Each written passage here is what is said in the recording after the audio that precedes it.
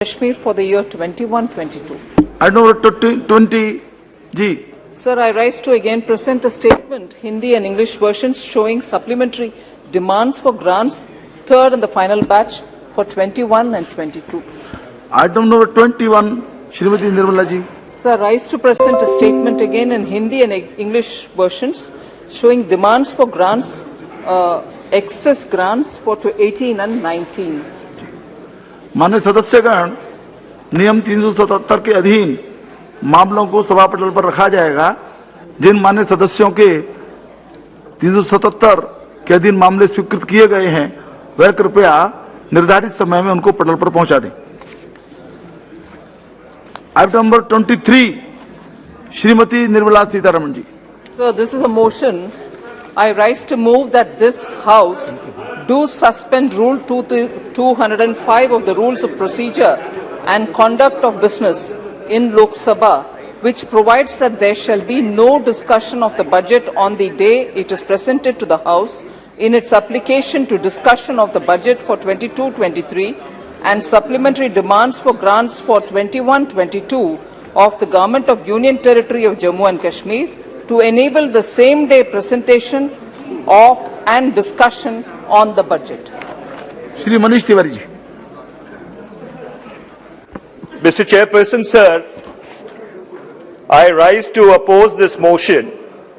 If we look at Rule 205, Rule 205 says there shall, the word used is shall, be no discussion of the budget on the day on which is presented in the House. Mr. Chairperson, sir, that while Rule 388 provides for the suspension of rules on a motion moved by any of the members, my submission is that there are certain rules which form the basic structure of the rules of procedure for the conduct of business of this House and are therefore beyond the amending power of the House. Similarly, like certain features of the Constitution have been held by the Supreme Court in Keshav Nand Bharti's case to be beyond the amending power of Article 368, which applies to this House. Similarly, there are certain rules which are sacrosanct because the scrutiny of budgets is the primary responsibility of this House. And in the case of Jammu and Kashmir, which does not have an elected legislature, and this House substitutes itself for the legislature of Jammu and Kashmir, that duty becomes even far more compounded. So therefore, under those circumstances, my objections are twofold. My first objection is I want a ruling from the chair that whether Rule 205 is within the scope of amendment as proposed by Rule 388 or it is beyond the amending power because it constitutes the basic structure of these rules. Number two, my submission is, Mr. Chairperson, that the budget which the Honorable Finance Minister has presented, it is a serious document, it is an important document. We should be given time to study it. So therefore, heavens will not fall that rather than have the discussion now, we don't even have the budget in front of us. We don't have the papers in front of us. What are we supposed to discuss in the House when we don't even have the papers in front of us? If this rule is, if this motion is carried, if this motion is carried and it is suspended, what is this House going to discuss? Where are the papers? Where is the budget? So under those circumstances, my submission is, heavens will not fall. Please allow us time. Let us have this discussion tomorrow. But more important than that, Mr. Chairperson, sir, I want a ruling from the chair whether Rule 205 can at all be suspended because it constitutes basic structure of the rules. Thank you. Thank you very. Please. We have given notice, that's why.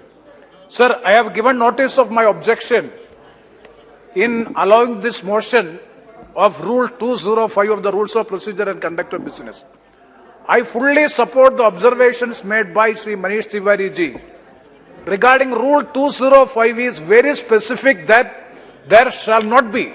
I would like to reiterate Rule 205, that is, there shall be no discussion. There shall be no discussion of the budget on the day on which it is presented to the House. Today now Madam has now presented the Jammu Kashmir budget for the year 22-23. Yes, we fully agree with it. So there cannot be a discussion on the same subject matter today. That is the first objection. Why? Because the Constitution of India provides for the scrupulous scrutiny of each and every penny which is being spent out of the Consolidated Fund of India, that is to be approved by the Parliament. Each and every penny out of the Consolidated Fund of India has to be approved by this Parliament. This is the right of the Parliament, right of the members of the House. We don't have a budget. Now at present, just now, Madam has presented the budget. We don't have the copy. Now we have to go to the publication counter and get the copy of the budget and see whether the Jammu Kashmir interest is being protected. So no way this motion can be allowed, number one. And number two is regarding 250, sir, Rule 15, Rule 215 and Rule 216. That is my second objection. That is a point of order for which I am seeking a ruling from you.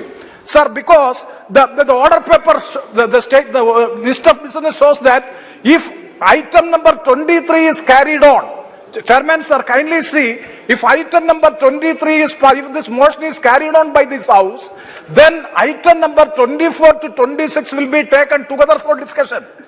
If item number 23 is carried on, if this motion is carried by this House, then we are going to take this 24 to 26 will be taken together. Sir, I am coming to two provisions, 215 of the Rules of Procedure and 216 of Rules of Procedure. I am reading Rule 216 of the Rules of Procedure.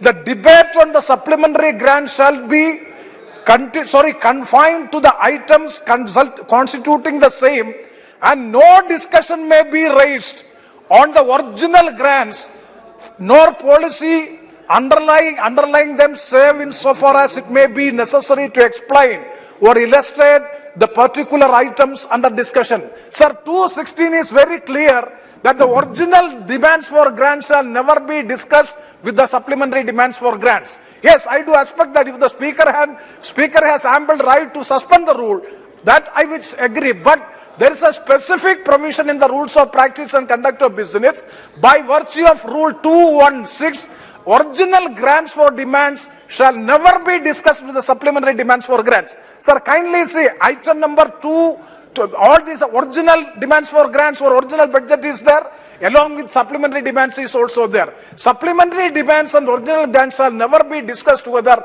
That is Rule 216. Rule 205 is a mandatory provision by virtue of the Constitution of India. It is having a constitutional backing also, because budget is the annual revenue expenditure that has scrupulous scrutiny of the budget provisions is required, for which time is required. Hence, my submission is in no way this motion be carried. I strongly oppose this motion. जी जी धन्यवाद।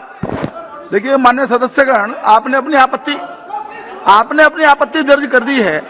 आज के business के अंदर यदि ये agenda स्वीकृत हुआ है तो निश्चित रूप से माननीय अध्यक्ष जी की अनुमति से स्वीकृत हुआ है, और जैसा ऑनरेबल मेंबर ने भी कहा कि उनका अधिकार है और इस पर ज्यादा चर्चा करना उचित नहीं। आपने आपत्ति दर्ज कर दी। प्रश्न यह है कि श्रीमती निर्मला सीतारमण द्वारा प्रस्तुत प्रस्ताव को स्वीकृत किया जाए। जो सदस्य इसके पक्ष में वो हाँ कहें, जो सदस्य इसके विरोध में वो ना कहें। मेरे विचार में निर्णय हाँ वालों के पक्ष में हुआ, प्रस्ताव स्वीकृत हुआ।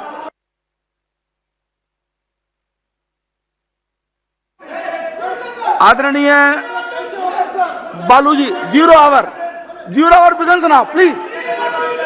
You were asking to give some chance, now please start. No problem, sir.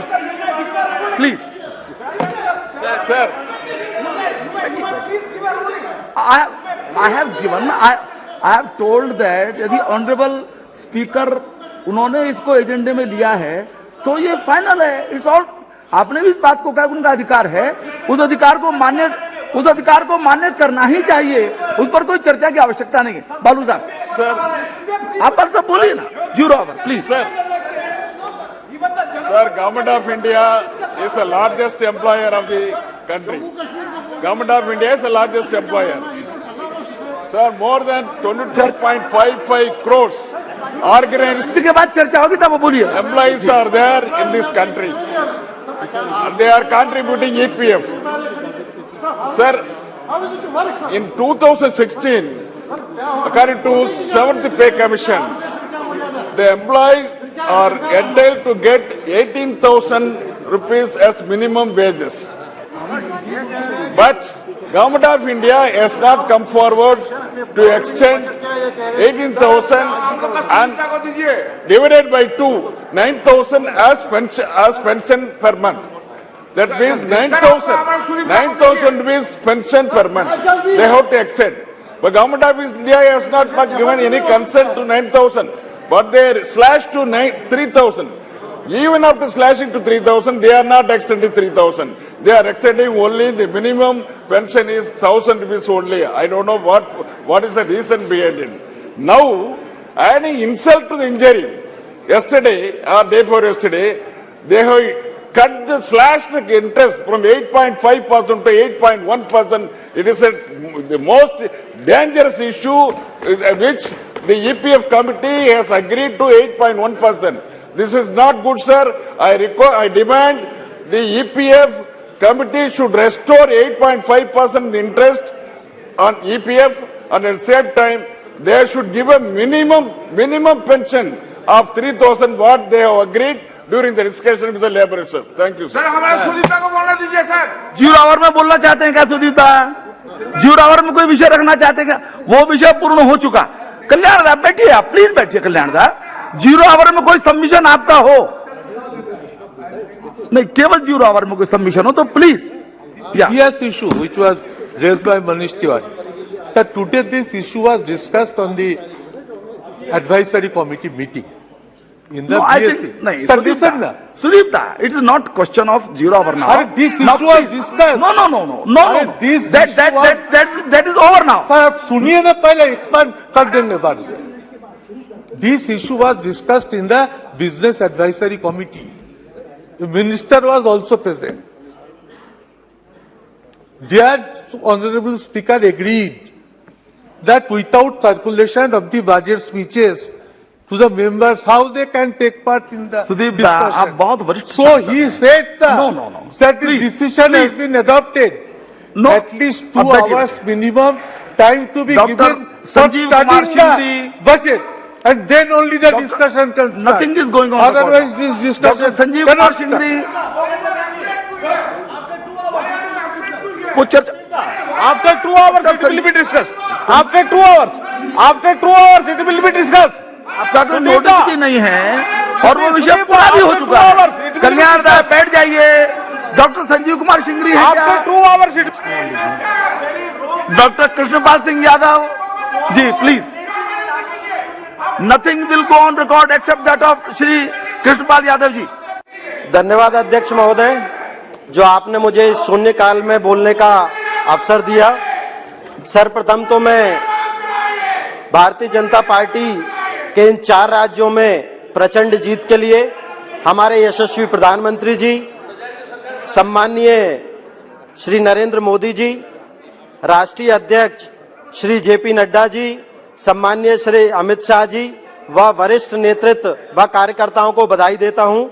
माननीय, मैं आपके माध्यम से सरकार को बहुत बहुत धन्यवाद देता हूं कि मेरे द्वारा रखी गई मेरे संसदीय क्षेत्र गुना लोकसभा की क्षेत्रीय मांगों को स्वीकृति प्रदान की, परंतु प्रशासनिक व अन्य कारणों से उन योजनाओं का व स्वीकृत सुविधाओं का क्रियान्वयन आज तक नहीं हो पाया है, जिसमें से प्रमुख रूप से स्वास्थ्य के क्षेत्र में एनएचएम के माध्यम से सभी जिला अस्पतालों के चिकित्सा सुविधाओं में वृद्धि, अशोकनगर में केंद्रीय विद्यालय का निर्माण, शिवपुरी में क्रांतिवीर तात्या टोपे जी का विश्व स्तरीय संग्रहालय का निर्माण, गुना में पासपोर्ट सेवा केंद्र का निर्माण, शिवपुरी में माधव नेशनल पार्क में टाइगर सफारी संचालित करना, माननीय और भी अन्य कई कार्य जो स्वीकृत हुए हैं पर धरातल पर ठीक से आज तक क्रियान्वयन नहीं हुआ है। आपके माध्यम से मेरा सरकार से निवेदन है कि मेरे संसदीय क्षेत्र में केंद्र की योजनाओं के क्रियान्वयन में हो रही देरी को तत्काल संज्ञान में लेकर गंभीरता से विचार करते हुए उचित व आवश्यक कार्रवाई करने का कष्ट करें। धन्यवाद। Shri PV Mithun Reddy ji. Sir, thousands of students from Andhra Pradesh who've been pursuing their medical education in Ukraine. They have been evacuated from Ukraine. Sorry, not only Andhra Pradesh, throughout the country, thousands of students have been brought back, and their future is very uncertain. So we don't know when things will come back to normalcy. And most of them are poor students, sir. Their parents have put their lifetime earnings into this. So through yourself, I demand the government, these students may be relocated in the Indian colleges, sir. But the tuition fees or the medical fees are very high in our country, sir. So it should be on par with or where it is feasible for them to get admitted here. The government should devise a mechanism as a one-time case. All the students who have come back, sir, they should be relocated in various colleges in the country. And also, sir, the government should take steps to put more medical colleges, and they should also encourage states where they are constructing new medical colleges. Thank you, sir. Shri Margini Bharat ji. Shri Margini Bharat ji. Shri Harish Dwivedi ji. जी हरीश जी। बहुत बहुत धन्यवाद माननीय सभापति जी। सभापति जी, मैं आपका ध्यान अपने संसदीय क्षेत्र बस्ती सहित संपूर्ण उत्तर प्रदेश में छुट्टा पशुओं से होने वाली समस्याओं की ओर दिलाना चाहूंगा। महोदय, छुट्टा पशुओं की वजह से विशेषकर किसान भाइयों को अनेक समस्याओं का सामना करना पड़ रहा है।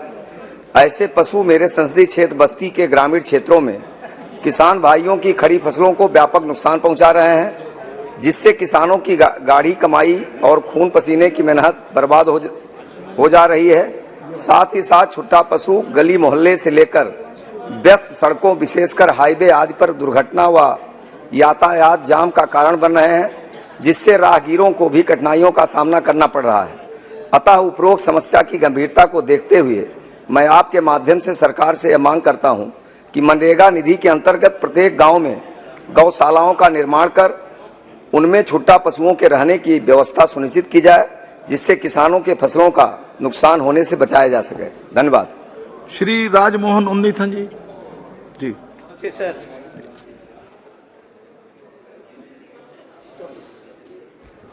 While we are rightly focusing on saving lives in Ukraine, I would like to take this opportunity to remind about the living.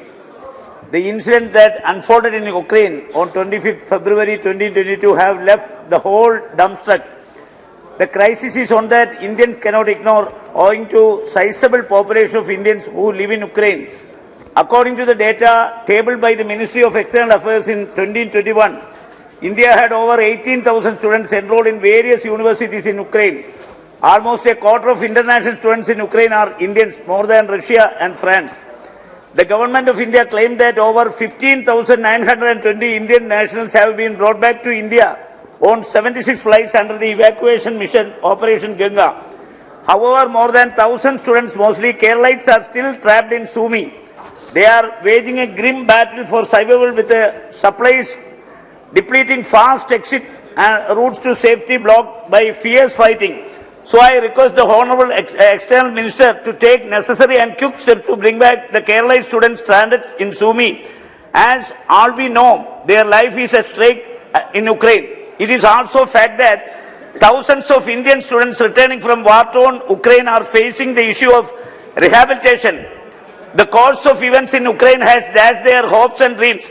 It is difficult to predict how long it will take for things to return to normalcy in the country and how long it will take for the stranded students at various stages of education to complete their education. So I request the government of India to let the Indian students from the Ukraine complete their MBBS and pursuing other streams or in Indian universities. If they are accommodated in Indian colleges, their careers won't be geo-paradise. If not, their future will be in peril. Thank you very much, sir. Shri N.K. Premchandran ji. Thank you, Chairperson, sir. Sir, I would like to draw the attention of the Honourable Labour Minister, Bhupendra Singh Yadav ji, regarding the ESI ceiling limit. Sir, ESI Corporation, that is Employee State Insurance Corporation, is one of the major social security scheme, which is benefiting lakhs and lakhs of workers in our country, both in the organized sector as well as in the unorganized sector. But it is quite unfortunate to note that the wage ceiling limit for the entitlement of ESI benefit scheme is rupees 21,000 per month. This 21,000 per month was fixed in the year 2017, January 1. Subsequent to 2017 January, so many revision of wages have took place, so many long-term agreements have come to place, and the living index has also increased like anything. But because of the salary has been enhanced, wages has been enhanced, lakhs and lakhs of workers were now out of the purview of the employees' state insurance scheme. So there is a proposal which is pending before the Labour Ministry that the wage ceiling limit has to be enhanced up to an amount of 50,000 or whatever it may be. So I urge upon the Honourable Minister to kindly respond whether the government is thinking to enhance the wage ceiling limit of ESI entitlement. If that be, please respond to this. I urge upon the government to enhance rupees 21,000 per month to 50,000 so that lakhs and lakhs of workers in the organized as well as unorganized sectors will be benefited by means of the ESI scheme. Now ESI scheme is one of the best scheme prevailing in our country, getting super specialty treatment, even liver transplantation, everything is being getting. So kindly enhance the wage ceiling limit up to 50,000 rupees. Please respond, sir, because this is a very important issue as far as the workers are concerned. Sir, please. Sir, Chairman, sir. सरकार के द्वारा नया social security code आया है और हम ये जानते हैं कि सोशल सिक्योरिटी कोड जो सरकार नया लेबर कोड पास किया है उसमें ईएसआईसी का दायरा और स्कोप बढ़ने वाला है और विभिन्न राज्यों में सोशल सिक्योरिटी कोड के अंतर्गत नियम बनाने का काम जारी है। केवल सोशल सिक्योरिटी कोड आने के बाद संगठित क्षेत्र नहीं, असंगठित क्षेत्र, गिग वर्कर और प्लेटफॉर्म वर्कर जैसे जो लोग हैं वो भी स्कीम में व्यापक रूप से स्वीकार किए जाएंगे। श्रम मंत्रालय द्वारा इसके फ्यूचर कैपेसिटी बिल्डिंग के लिए विभिन्न सब कमेटियों का गठन किया गया है, विभिन्न निर्णय बोर्ड के द्वारा लिए गए हैं और हम जानते हैं कि माननीय सदस्य महोदय ने भी जिस प्रकार कहा है कि one of the best scheme है, हम इसको सोशल सिक्योरिटी कोड के अंतर्गत विस्तृत करने का वैसे ही कार्य कर रहे हैं। डॉक्टर सुजय राधाकृष्ण जी, डॉक्टर सुजय राधाकृष्ण विखे पाटिल, नहीं, श्री बालूभाई धानोरकर जी। धन्यवाद अध्यक्ष महोदय। महाराष्ट्र के चंद्रपूर जिला मध्यवर्ती सहकारी बैंक में संचालक मंडल का कार्यकाल 2012 से 2017 तक खत्म होने के बावजूद 2021 तक 2 बार नौकर भर्ती में आर्थिक घोटाले होने पर 2 क्रिमिनल केसेस दर्ज है। हाल ही में मार्च 2022 को महाराष्ट्र सरकार के सहकार विभाग ने 165 पदों को नौकरी भर्ती की मंजूरी दी है। माननीय सुप्रीम कोर्ट ने कोर्ट के जून 2021 के जारी आदेश में जिन जिला बैंकों के संचालक मंडल का कार्यकाल पूरा हुआ वहां प्रशासक नियुक्त करे और चुनाव हो, लेकिन सीडीसीसी बैंक पर प्रशासक नियुक्त नहीं किया। इसी बैंक ने जनरल मैनेजर पर धोखाधड़ी के 2 क्रिमिनल केसेस दर्ज होने पर भी रिजर्व बैंक, नाबार्ड और सहकार विभाग के गाइडलाइन की अवहेलना करके 2021 को जीएम नियुक्त किया। इन सब बातों पर कंप्लेंट होने पर भी महाराष्ट्र सरकार के सहकार विभाग ने कोई कार्रवाई सीडीसीसी बैंक पर नहीं की है। अध्यक्ष महोदय, एपीजी सीपीआर घोटाला देश के सबसे बड़ा बैंकिंग घोटाला है। 2014 के बाद 5 लाख करोड़ रुपए से अधिक की बैंक धोखाधड़ी हुई है। मैं किसी का नाम नहीं लूंगा, लेकिन हम सभी जानते हैं कि गुजरात राज्य से एक विशेष व्यवसायी है जिसे 2014 से सत्ता परिवर्तन के बाद एबीजी समूह को सबसे अधिक लाभ बैंकिंग धोखाधड़ी से हुआ है और इसी समूह को विशेष सुविधा के साथ जमीन भी दी गई थी। फिर भी सीबीआई के उनके खिलाफ मामला दर्ज करने के लिए 2 साल से अधिक समय लगा। मेरी सरकार से दरखास्त है कि सरकार और सहकार मंत्री जी क्या इसकी जांच के आदेश देंगे? धन्यवाद। Shri Saugata Rai ji. Sir, in the 0 hour I rise to oppose the privatization and disinvestment policy of the government of India. The government should not take whatever victories the ruling party has had in assembly election to ride roughshod on the workers. already it has shown its teeth by reducing the interest rate in Provident Fund from 8.5% to 8.1%. Now, our fear is that with this victory, the government will go for indiscriminate privatization of public sector in selling the family silver. The finance minister mentioned in her budget speech that Air India has already been disinvested. Neelachal Ispat Nigam has been selected. The public issue of the LIC is expected shortly. Two banks, nationalized banks, are soon to be privatized. And not only that, I have got a list of 36 public sector undertakings which are listed for strategic disinvestment. They include Alloy Steel Plant, Bharat Petroleum Corporation,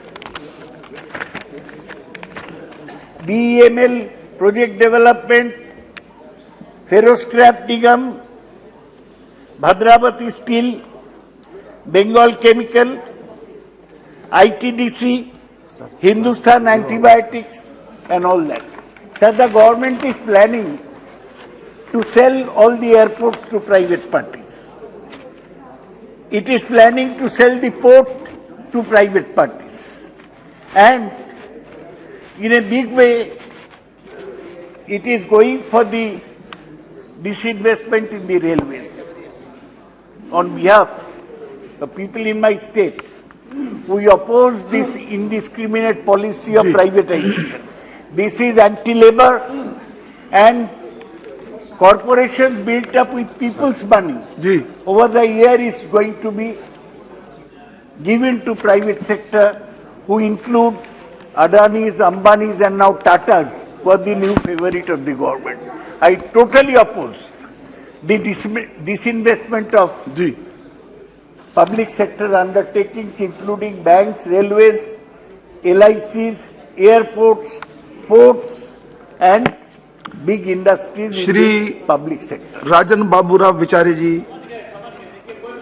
अध्यक्ष महोदय, मैं आपको धन्यवाद देता हूं। मेरे लोकसभा क्षेत्र के अंतर्गत आने वाला ठाणे रेलवे स्टेशन के पूर्व की ओर मल्टी मॉडल ट्रांजिट हब का निर्माण, जिसकी परियोजना की लागत 260 करोड़ रुपए है, जिसमें 50% राशि ठाणे स्मार्ट सिटी लिमिटेड द्वारा और 25% राशि राज्य सरकार और 25% राशि ठाणे कॉरपोरेशन खर्च करेगी। ठाणे रेलवे स्टेशन स्थान पूर्व दिशा में 2.4 किलोमीटर की लंबाई का उन्नत एलिवेटेड बस मार्ग, 18,000 स्क्वायर मीटर उन्नत बस डेक का निर्माण ठाणे स्मार्ट सिटी लिमिटेड द्वारा किया जा रहा है। मैं उन्नत बस डेक के ऊपर मध्य रेलवे के भविष्य में 16,000 स्क्वायर मीटर की व्यावसायिक इमारत का निर्माण करने, जिसका फायदा रेलवे को मिलेगा। इस परियोजना में 110 कार व 130 टू व्हीलर वाहनों का पार्किंग की सुविधा भी उपलब्ध होगी। सेटिस के निर्माण के से यातायात की भीड़ कमी के साथ पैदल चलने वाले की बस पकड़ने में भी आसानी होगी। इस परियोजना तक का 40% कार्य पूरा हो चुका है और 39% राशि भी मिल चुकी है। इस परियोजना 2 अक्टूबर 2022 तक पूरा करने का लक्ष्य है। मैं आपके माध्यम से माननीय रेलवे मंत्री जी से निवेदन करता हूं कि इस परियोजना के बचे हुए काम को समय से पूरा करें और परियोजना में आवास और शहरी विकास मंत्रालय के अंतर्गत आने वाले ठाणे स्मार्ट सिटी लिमिटेड द्वारा मिलने वाली 50% निधि जल्द से जल्द उपलब्ध करने हेतु और परियोजना से संबंधित रुकावटों को भी जल्द से जल्द पूरा करने की संबंधित मध्य रेलवे विभाग को जरूरी दिशा निर्देश देने की कृपा करें। धन्यवाद। श्री के Suresh ji. Thank you, sir. Sir, the impact of the raging war in Ukraine on the lives of Indian students and other citizens remain a humanitarian and ethical issue to be dealt by the government as they have survived a war and are victim of the war due to loss of education, abrupt halt in studies and uncertain future, compounded by looming debt traps of families who took loans from securing the future of their children. Sir, the government must devise and establish a comprehensive policy for ensuring the future of students and guarantee their education to be unaffected and compensation granted to the students for their losses and their emotional, physical well-being restored. Thus, the government announcement that students who return from the Ukraine will be able to complete their education in India after screening test, and this entire process must be constricted in a student-friendly manner, where the condition of students who are suffering trauma must be given consideration. The majority of students who have returned from Ukraine, their families are starring the significant debits, and by taking note the situation that is an act of war, which neither the student nor their families could foresee and is absolutely unexpected. By taking this fact into consideration, their education loan must be waived. The students who have faced emotional trauma must be provided with a specialized care to help them overcome the terrifying experience they had to face the battle zone. The students must also be given supporting hand by the government to find their own livelihood.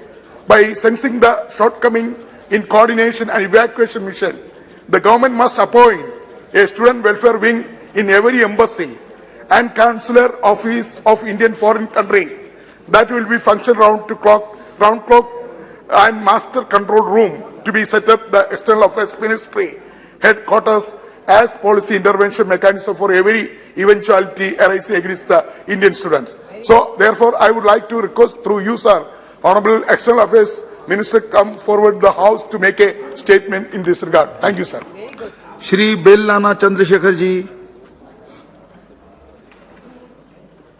Ji. Thank you, Honorable Chairperson, sir. I stand here to raise the important issue pertaining to Pondur Khadi, sir. The Pondur town is located in the Srikakulam district of Andhra Pradesh. For several decades, the Weaver families belongs to backward Padmasali and Devanga communities in Pondur have been spinning Khadi. Therefore, the Khadi is a popularly known as Pondur Khadi. The Pondur Khadi has shown as its mark during the Indian freedom movement. The Khadi became the favorite handmade garment of Mahatma Gandhi. Fabrics and Pondur village are spun using the special variety of indigenous red and heel cotton. This cotton is mostly brought from Nimalavalsa village in the Laver Mandal of Srikakulam district. Moreover, weavers used to single spindle for spinning the fabrics. The usage of both red cotton and a single spindle for spinning the fabric makes Pondur Khadi garments unique in terms of quality and quantity. The geographically indication could help the Pondur Khadi gain prominence in the domestic and international market and boost exports of the fabric while providing legal protection. Further, I wish to inform that Srimati Nirmala Sitharaman, Honorable Minister for Finance, visited Pondur and conveyed her satisfaction and about Pondur Khadi. Hence, I request the Minister of Commerce and Industry to take steps towards issuing a geographical identification tag for Pondur Khadi. The geographical identification will help promote the market to produce for the benefit of Pondur weavers and spinners. Thank you, sir.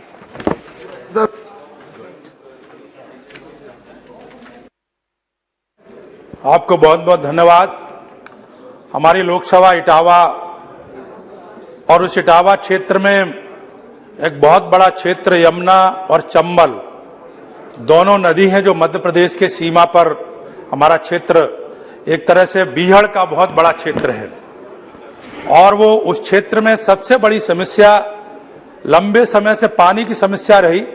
वहां पर बहुत दिनों तक मांग वहां पचनत पर परियोजना बनाने की चलती रही और दूसरी उस बड़े क्षेत्र में लंबे समय से मांग होती रही कि वहां पर कोई बैंक खोली जाए जिससे वहां लगभग 150 गांव ऐसे हैं जिन 150 गांवों को जंगल से होकर के जहां पर रास्ता भी नहीं है, क्योंकि वन विभाग के कारण वहां पर जो गांव जंगल में बसे हुए हैं वहां पर आज तक भी आजादी के इतने दिनों के बाद भी वहां पर पक्की सड़क अभी तक नहीं बन सकी है। और उस पूरे क्षेत्र में बड़ी संख्या में लोग सेना में काम कर रहे हैं।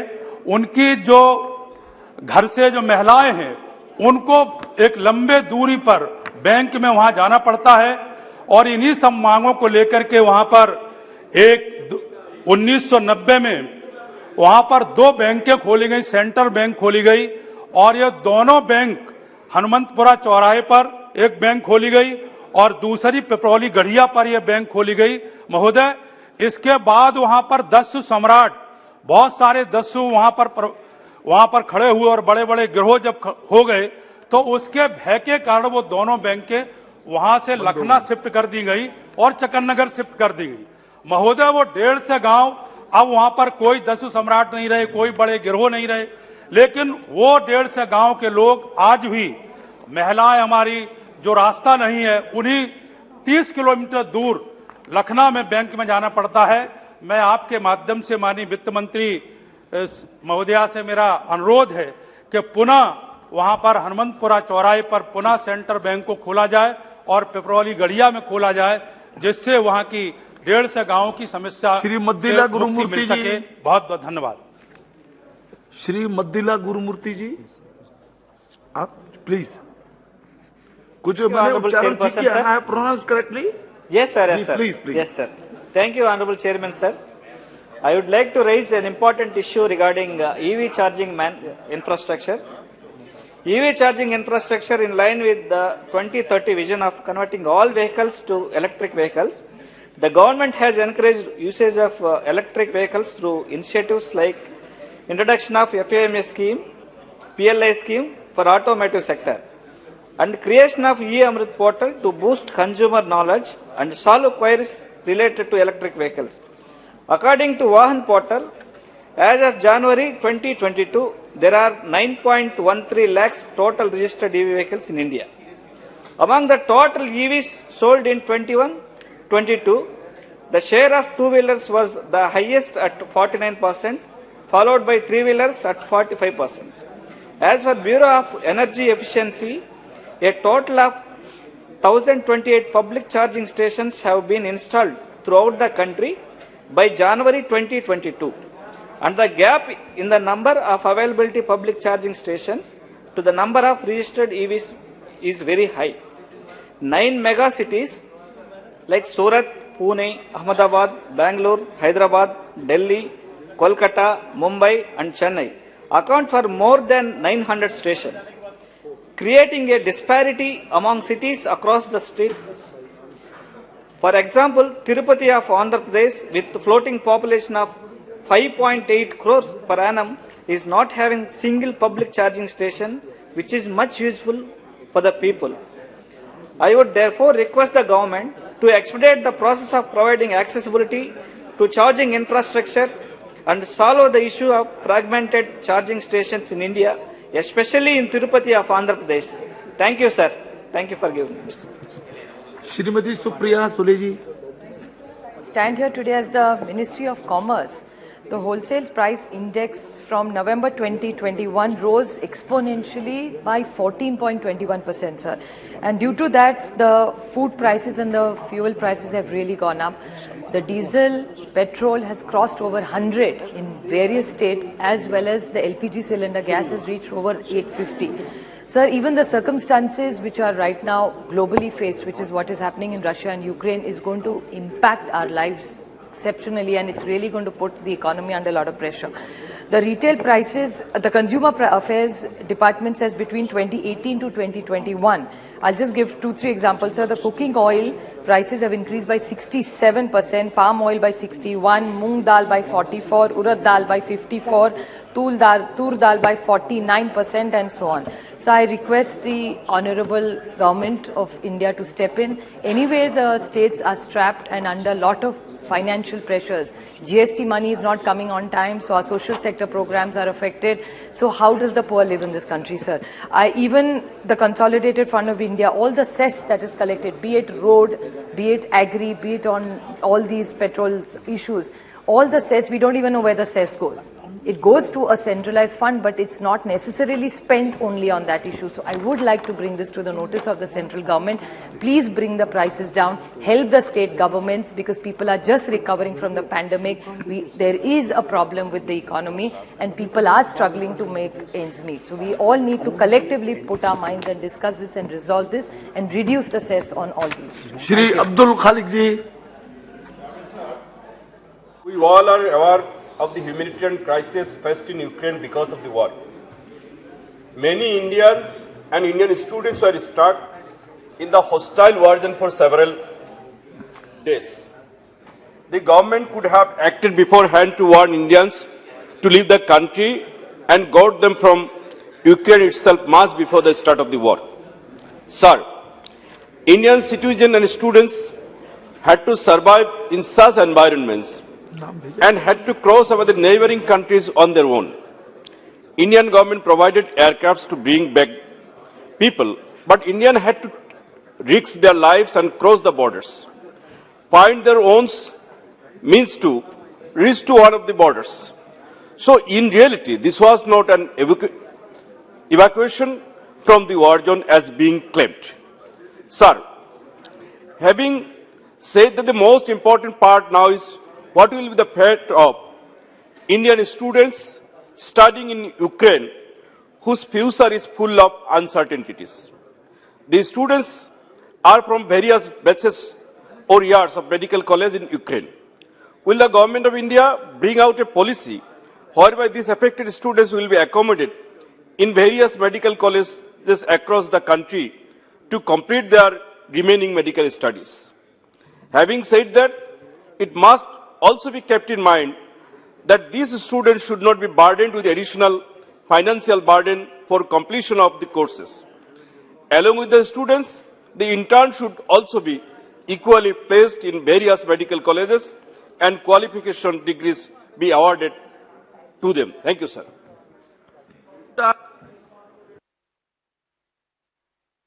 Ji. Sir, thank you very much, sir, Chairman, sir. Sir, no, I would like to bring to your knowledge, sir, the number of seats, MD-MS seats, vacant in our country due to very high cutoff score of NEET PG, sir. As per the data available in public domain, in the year of 2020 and 2019, total 4,614 seats and 4,002 of MD-MS seats remained vacant respectively, sir. Sir, the criteria of getting into that PG, MBBS students to qualify is based on 50%. Although cutoff percentage reduces after two rounds of medical counseling, still yet 4,614 MD-MS seats are vacant, sir, in our country, sir. So my request to you, sir, the cutoff high cutoff score has to be reduced further, sir. Otherwise, we'll be losing a lot of valuable doctors in our country. You know, sir, very well, sir, COVID-19 period, we have struggled for the doctors. So I request through you, sir, Honorable the Health Minister also, to look into that, sir, mainly that, so reduce the cutoff marks. That is the main thing, sir. And my one more submission, sir. All our colleagues are also discussed about that, the students from Ukraine have come back. Actually, in my parliamentary constituency also, a lot of people have come back, sir, students also, sir. Our Honorable Chief Minister, Y.S. Jagannath Reddy Garu has made a special team for bringing up the students also, sir. And their further continuation is in a question mark only. So they have to be accommodated here also in the Indian medical colleges, especially at what reasonable rates. Otherwise, see why the people students have gone abroad is because the fee is very low there, sir. So this has to be taken into that as an emergency, sir. And it has to be considered, sir. Thank you very much. Cut off के बारे में तो शायद कोई निर्णय हुआ है, cut off के बारे में कोई निर्णय हुआ है शायद. चलिए. स्पष्टीकरण आना चाहिए कि सारे सदस्यों ने इस मुद्दे को उठाया है। आज सुबह शिक्षा मंत्री ने बस इतना ही बोला कि सब बात सुनी गई है, वो देंगे जब उचित समझेंगे तब उसका वो ठीक है। आपने बात रखी, ठीक है, okay okay. Shri DM Kathir Anand ji ji. Thank you, Deputy Chairman, sir. Sir, Vellore city is known for prestigious education and medical institutions, is one of the fastest growing cities in the country and enjoys a unique blend of rich heritage and culture to emerge as a model city. Upcoming defense corridor from Chennai to Bangalore adds more potential value to Vellore. Our Honorable Chief Minister Thru M.K. Stalin, after assuming office in May 2021, has swiftly swung into action, initiated several measures to give an impetus to the smart city and several infra development projects. Sir, the infrastructural and civic needs of the city need to be taken up at the earliest. Power, water, waste disposal are common problems. Vellore is an ancient city town with many monuments and temples. These needs to be developed as a tourist spots. Sir, Vellore is like a bridging city connecting South Andhra Pradesh, Tamil Nadu, extending from Vellore, Ambur, Vanimbadi, Valaja, Ranipet and Arcad, and some borders of Tiruvannamalai also. These are dedicated business centers and need civic infrastructure, road and rail connectivity, power, IT connectivity. And also a lot of leather industries and tanning units are also there. Groundwater recharge mechanism has to be built in, needs a great attention. Sir, and also the cost estimated around 4,500 crores is required. In the previous years, Vellore has been selected as one of the model city and money has been 1,000 crores has been put in and still only a 50, not even 25% has been completed in Vellore. Rest of the city has to be also developed. We need infra projects. Therefore, through you, I request the Honorable Finance Minister and also the Treasury bench to allocate nearly about 4 to 4,500 crores for the Vellore city project. And also, sir, I would like to ask through you, sir, from Chennai to Bangalore, if you are on the Nahai highway, whenever if you have any accidents happen on the road, there are no medical institutions on the road because lot of accidents are taking place. Therefore, through you, the need of the hour, I request the Nahai agency to install first aid mechanism on the road, sir. Thank you, sir. Shri Khagen Murmu ji. धन्यवाद सभापति महोदय, आपने जो मुझे अपने वक्तव्य को बांग्ला भाषा में रखने का अनुमति प्रदान किया है, इसके लिए मैं आपका आभार व्यक्त करता हूं। माननीय सभापति महोदय, আমি আপনার মাধ্যমে এই পবিত্র সদনে আমার নির্বাচন ক্ষেত্রের ব্যস্ততম মালদা টাউন রেলওয়ে স্টেশন, যেখান থেকে প্রতিদিন চিকিৎসার জন্য, ব্যবসা বাণিজ্যের জন্য এবং ব্যক্তিগত জরুরি কাজে সহস্রাধিক সংখ্যায় মানুষ দিল্লি, বেঙ্গালুরু, চেন্নাই সহ বিভিন্ন ভারতের বিভিন্ন স্থানে দক্ষিণ ভারতের বিভিন্ন স্থানে যাতায়াত করেন। মহোদয়, যাত্রী সংখ্যার তুলনায় মালদা টাউন স্টেশনের উপর দিয়ে যাতায়াতকারী ট্রেনের সংখ্যা ও বরাদ্দ অনুযায়ী আসন সংখ্যা অনেক কম, তাই যাত্রীদের কনফার্ম টিকিট না পাওয়ার ফলে খুবই অসুবিধার সম্মুখীন হতে হচ্ছে। তাই মাননীয় অধ্যক্ষ মহোদয়, আপনার মাধ্যমে রেলওয়ে বিভাগের মাননীয় মন্ত্রীর দৃষ্টি আকর্ষণ করে নিম্নলিখিত প্রস্তাব রাখতে চাই। মহোদয়, আমার প্রথম প্রস্তাব, মালদা টাউন স্টেশন থেকে দিল্লি, চেন্নাই, বেঙ্গালুরু নতুন সুপারফাস্ট প্রিমিয়াম এক্সপ্রেস ট্রেন চালু করা হোক। দ্বিতীয় প্রস্তাব, বন্দে ভারত এক্সপ্রেস ট্রেনের স্টপেজ মালদা টাউন স্টেশনে দেওয়া হোক এবং প্রতিটি শ্রেণীতে কমপক্ষে একটি করে কোচ মালদার জন্য বরাদ্দ করা হোক। এবং তৃতীয় প্রস্তাব, মালদা টাউন স্টেশনের উপর দিয়ে যাতায়াতকারী প্রত্যেকটি দূরপাল্লার ট্রেনগুলিতে বরাদ্দ আসন সংখ্যা বৃদ্ধি করা হোক। ধন্যবাদ মহোদয়। श्री सुनील बाबूराव मेढे। धन्यवाद सभापति महोदय, मैं आपके माध्यम से आदरणीय ग्रामीण विकास मंत्रालय का ध्यान महाराष्ट्र में हो रहे हैं मनरेगा के काम में जो अनुचित प्रकार है उस ओर आकर्षित करना चाहता हूं। जहां तक महाराष्ट्र की बात है, करीब 800 करोड़ रुपए की राशि अभी तक के मनरेगा की जो खर्च नहीं हुई है वो उन्हें स्किल काम के ऊपर खर्च करनी है, आवंटित करनी है।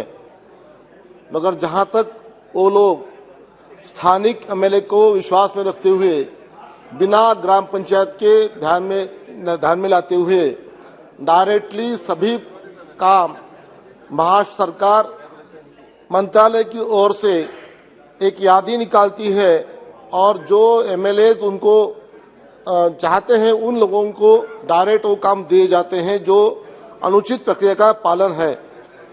केंद्र सरकार द्वारा अभी तक के जितने भी पैसे 800 करोड़ रुपए भेजे गए हैं उसमें से 25 करोड़ रुपए मेरे जिले में आवंटित हुए हैं, जिन्हें डायरेक्ट बिना प्रक्रिया का पालन करते हुए डायरेक्टली आवंटित हुए हैं। मुझे इसके बारे में आपसे विनती है कि यह पैसा गलत इस्तेमाल होने की आशंका है, इसलिए आदरणीय मंत्रालय से मैं अनुरोध करता हूं कि इसका जो आवंटित है वो रद्द किया जाए और जो प्रक्रिया का पालन होना चाहिए, जो ग्राम पंचायत के माध्यम से आना चाहिए, उस तरह से ही वो पैसा आवंटित किया जाए। आपके माध्यम से अनुरोध करता हूं। धन्यवाद। डॉक्टर संजीव कुमार शिंगरी आए क्या? नहीं है जी। Shri Margani Bharat ji, Shri doctor Sujay Radhakrishna ji. Thank you, sir, for giving me an opportunity to speak in the Zero Hour on a very important issue which has been pending since last few years. So I represent the Ahmednagar Lok Sabha constituency, and in my district, which has got an immense religious tourism potential due to holy places such as Shirdi Sai Baba Temple and Shani Shingnapur Temple. Both these places draw a lot of devotees across the world, which have been increasing since the temples have been opened for worship post-COVID. The increase in the number of tourists have resulted in demand for providing better transport connectivity to Shirdi through an intercity train between Shirdi, Ahmednagar and Pune. So the demand of intercity express has been pending for a long time because of limited connectivity by train. The commuters and the tourists have to travel via road, which usually take 5 to 6 hours. And due to this heavy traffic, there is a lot of inconvenience as well. So I would like to request the government through you, sir, to start an intercity train between Shirdi, Ahmednagar and Pune, which will not only benefit tourists traveling to Shirdi, but also provide relief to thousands of working professionals, students, businessmen and citizens who travel on this route frequently for work or educational purposes. Thank you, sir. Shri Benny Behnanji. Sir, through this submission, I want to bring the notice of the August House, the problem facing by the type 1 diabetic patients and the kidney patients. Sir, approximately there are 2 lakh children in India living with type 1 diabetics. It is an autoimmune disorder characterized by insulin deficiency, resulting from progressive destructions or damage of the insulin-producing beta and of pancreas. High sugar condition, hyperglycemia, and low sugar condition, hypoglycemia, both leads to further complication in the brain, kidney, heart, etc. of a type 1 diabetic child. These children can live only with the help of life-saving devices and medications such as insulin, glucometer strips, lab tests, etc., which are very expensive that even a moderate income family cannot afford. Sir, it is learned that many countries consider type 1 diabetic as a disability and provide special assistance to these children. This is also ensure universal availability of insulin and sugar monitors of children with the type 1 diabetics, and also providing them with a suitable environment outside their homes. According to the statistics available with the Kerala, there are about 2,000 children in my state. Therefore, I urge the government to include these children with the type 1 diabetics in the disability category, and also to provide reservation for all such children in areas of higher studies, along with the possible assistance and relief of these children. Besides, it will be immense help if the mothers of these children are given priority for daily wages work under government scheme, as it will bring the parental relief to the daily struggle to meet the huge expense of the medical treatment of children. Sir, a similar placed community in our society are of those patients with a chronic kidney disease. These patients have to undergo dialysis twice or even thrice in a week, depending on the stage of the disease of each patient. The expense of the dialysis vary depending and number of dialysis required, and it may be up to 30,000 each month. A patient in stage of 5 kidney diseases may even require renal transplantation. Sir, one minute, sir. This is for the poor people. Renal transplantation